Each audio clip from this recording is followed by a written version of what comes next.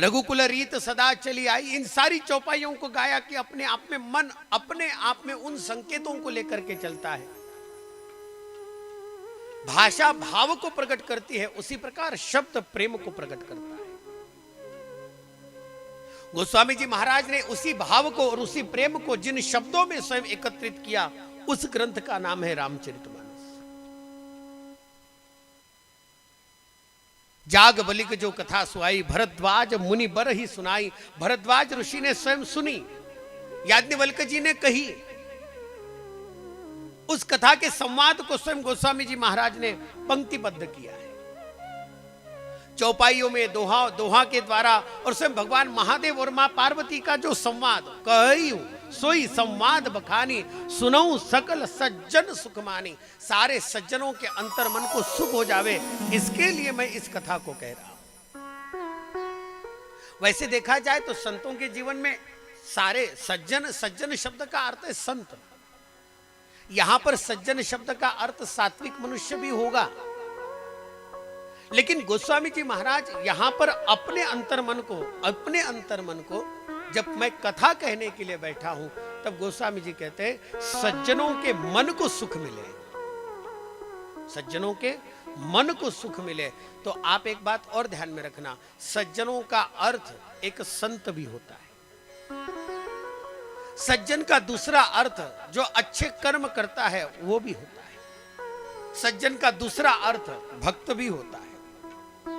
सज्जन शब्द का अर्थ जिसके जीवन में कुछ कर्म ऐसे हैं कि जिन कर्मों के द्वारा उसे भगवान की कथा, भगवान का भजन, भगवान का साधन, परमार्थ के साधन अच्छे लगते हो, ऐसा जिसका मन हो, ऐसे संसारी जीवों के बारे में भी कहा। सज्जनता के अनेक अर्थ है, लेकिन यहां पर अभिप्रेत अर्थ है संत हृदय, संतों के हृदय को। मुझे संतों के हृदय के द्वारा, संतों का हृदय मुझे अत्यंतिक प्रेम है।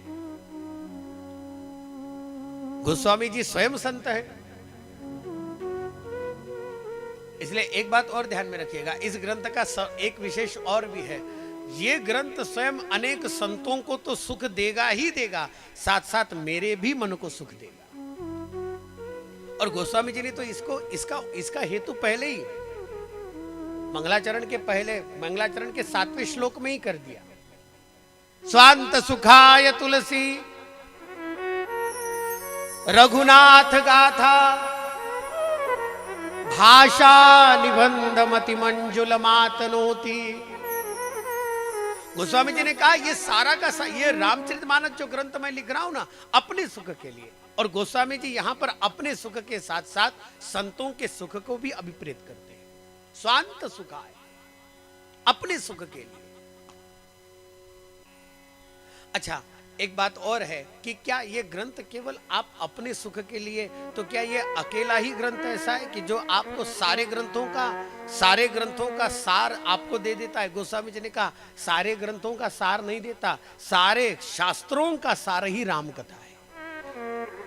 नाना पुराण निगमागम सम्मतम यत रामायणे निगदितम क्वचित अन्यतोपि।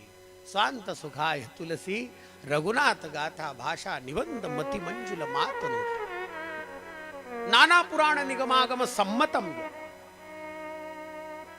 सारे पुराण, सारे वेद, निगम, आगम निगम, इन सारे के सारे मार्गों में जो जो स्वयं बातें आई हैं, वो सारा का सारा ग्रंथ एक साथ में जा। इसलिए रामचरितमानस को जिसने पढ़ा उसने वेद को पढ़ा, जिसने रामचरितमानस को पढ़ा उसने 18 पुराणों को पढ़ा, जिसने रामचरितमानस को पढ़ा उसने वेद, उपनिषद, पुराण, शास्त्र, सारे के सारे सूत्र ग्रंथों को पढ़ लिया। इसलिए रामचरितमानस जो गाए उसके मुख से वेद प्रकट होता है। आप कहेंगे महाराज ये बात आप राम कथा कर रहे हैं इसलिए कह रहे हैं? नहीं, ये बात मैं बिल्कुल नहीं कह रहा हूं। अगर ये बात मैं स्वयं कहता तो शायद बात कुछ अलग होती, ढिंडोरा मेरे नाम का पिटता, कुछ लोग मेरे विरोध में भी जाते। लेकिन जब पहले बार में जब इस ग्रंथ को स्वयं अनेक विद्वानों के सामने रखा गया, कुछ विद्वानों ने नाकारा, बड़े बड़े काशी के बहुत बड़े बड़े विद्वानों ने कहा यह प्राकृत भाषा में ग्रंथ होना ही नहीं चाहिए। गोस्वामी जी को नकारा। गोस्वामी जी ने कहा आप नकार रहे हैं,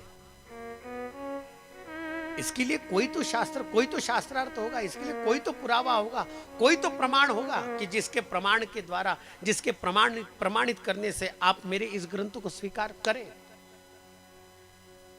हंसते हंसते किसी ने कह दिया महादेव अगर स्वीकार करे तो ठीक। हंसते हंसते कह दिया किसी। भगवान गोस्वामी जी ने कहा फिर महादेव ही स्वीकार करेंगे। और आप जानेंगे